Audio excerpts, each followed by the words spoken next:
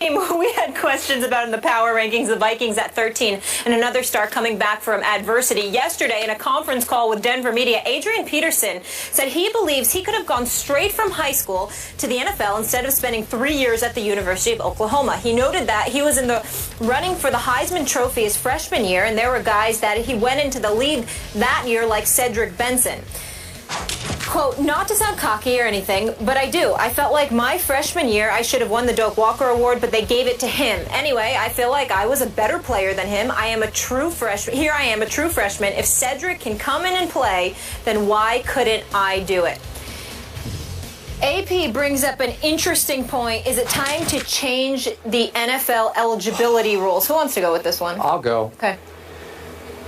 Stephen A. Smith. As you know, I've been doing this show for a long time, for 11 years. This has been my biggest pet peeve topic for all 11 of these years. You can check the tape on this back to our days in New York City. I know how you feel, but I just thought you had things you were even more passionate about. But go ahead. Go ahead. That was bold. No, this is big this for me. Because this is serious. But this isn't just a sports topic. Understood. This is a life topic. Yep. Okay? This is the biggest injustice in all of sports. This issue is basically just unconstitutional. That the NFL is conspiring with college football, basically in cahoots with college football as they scratch each other's back here. Because clearly the NFL wants the players to stay for 3 years so they can better evaluate them and pick them more appropriately in draft slots. Because if you see them longer, as we hear from the NBA folks, you know, how do we evaluate a 19-year-old? We don't know for sure. Keep them in school so we can watch it and we don't have to waste so much draft dollars. And obviously college football is right in concert because college is saying, boy, we want to keep these kids for 3 years out of high school in college football. I love college football. I don't love this because it's just flat out wrong. And all we need to know is that basketball has gone from no years out of high school, where you could go straight out of high school, to now requiring kids to go 1 year to college. It's pretty ridiculous, and I agree with you. But baseball has long allowed kids, if you so choose, to go straight out of high school into minor league baseball, or maybe even pretty close to straight into pro baseball, to the major leagues. And if you don't do that, you have to wait 3 years then and follow the NFL model, and it takes 3 years of college before in baseball you can go back into the draft. But you can go straight out of high school. I watched Adrian Peterson, trust me, because I'm an Oklahoma fan, every snap that he took as a freshman. And I sat back after 2 games and said, he could play pro football right now. What position translates the quickest from college to pro? Running back. It's not even close. Because it's a position where if you have the God-given ability, they can simplify for you. They can just basically see the hole. Just go. Just let your instinct, let your God-given talent just take over and take you where you should go. It will work in pro football. I know he's not yet quite a man. Maybe he doesn't quite have all of his man body, but trust me, Adrian Peterson would have been just fine in pro football, and he could have saved some wear and tear on his body. And the great irony here, the great injustice is that the most injurious sport of these major sports, the one that is, we all agree, is the most violent, is football. So you're going to risk your, not life and limb, but your limbs. You're going to risk your knees and your shoulders, your Achilles tendon, for 3 years of college football in which you are basically unpaid for what you might get a stipend, you might get your room, board, and tuition, but you're not getting what you're worth in college football. And Herschel Walker is already on record as saying, hey, this kid Fournette looks better than I looked. I'm not sure about that, but that's a big statement from Herschel Walker. So let's project. What if Leonard Fournette does win the Heisman Trophy, and he is right now the front runner? Now what? He is forced to go back to LSU for another full season? I got to tell you, I would recommend to this kid, you might just want to sit out next year, especially, well, if LSU, let's say LSU has a big fan, let's say they win it all this year, and he wins the Heisman, which is highly possible, by the way.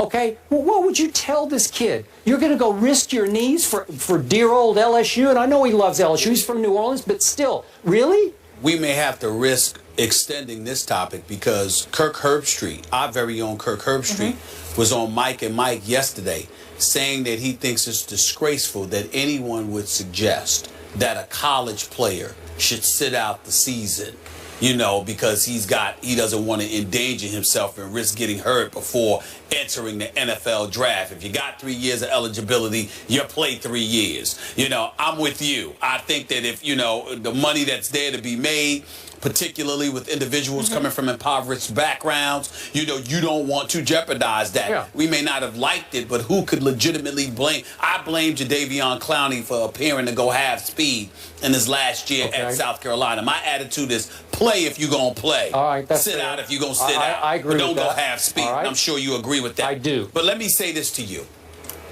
While I totally agree with you that if you are young enough to represent your country and put your life on the line by joining the military.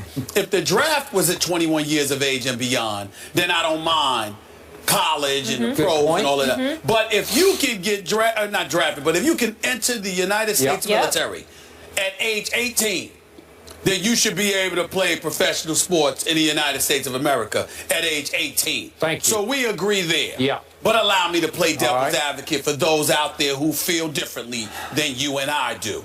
Because I believe they do have points. What if we're not talking about just a guy's playing ability, Skip? What if we're talking about the mental makeup? What if we're talking about your ability to handle riches, fame, celebrity at such a young age? What if we're talking about how you're entering a man's game, but you're still a boy in a man's body? Because aren't those issues incredibly relevant in this day and age when you consider some of the problems that we have witnessed, albeit with grown men?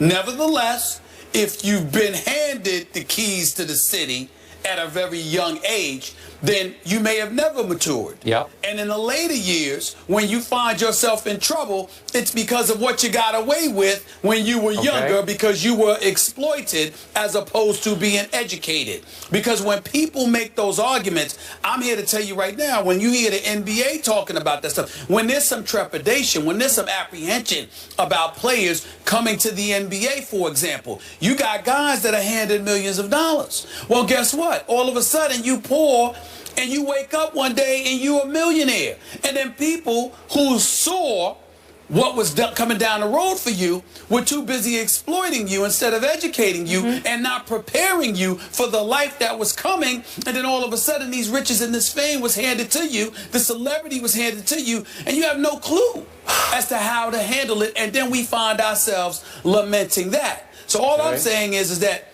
I agree with you. But that's only because of their ability, which is God-given, combined with their hard work physically, of course, and, of course, the country that we live in that says you can serve your country starting at the age of 18. Okay. My problem is that, wow, those sports leagues also make a valid point when they allude to the absence of maturity. Because remember, once you go pro, you ain't just representing yourself. You're representing your franchise and you're representing the shield, whether it be the NFL or the NBA. Can I get clarity on one thing before we move on? Are you suggesting they go straight out of high school, or they need 1 year or 2 years? No, okay, just straight out. You're good with that. Out. Okay, For anybody, anybody.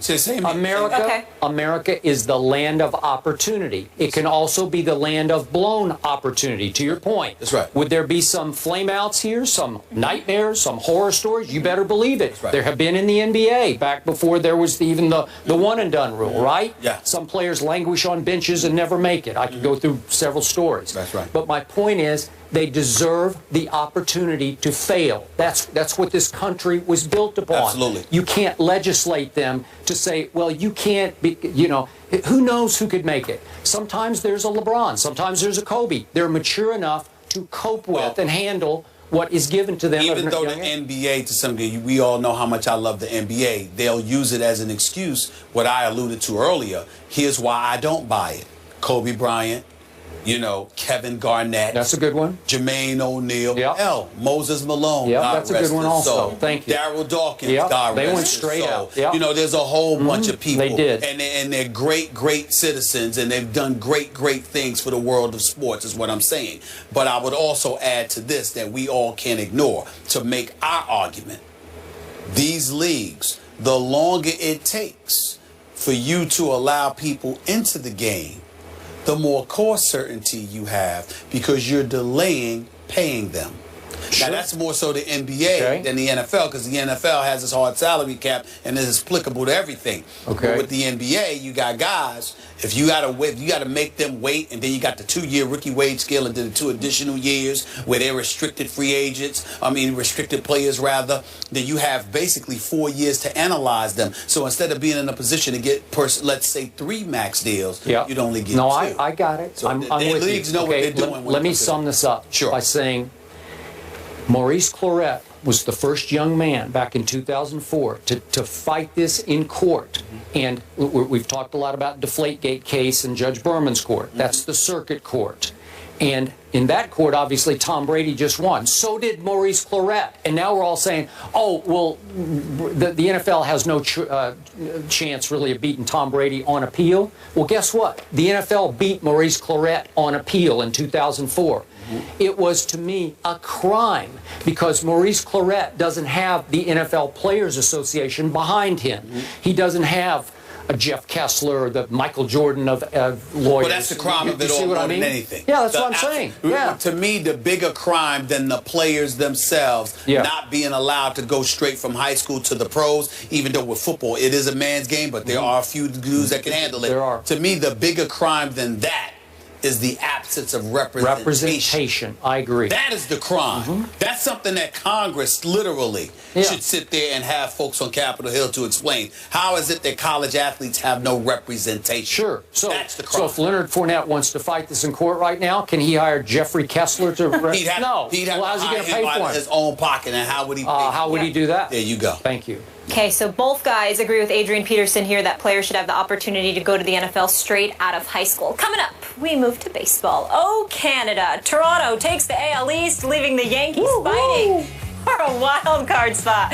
I like that cheer. Well, they get into the postseason. Don't miss that debate next. I'll see y'all next week. Whatever. Look at that champagne floss.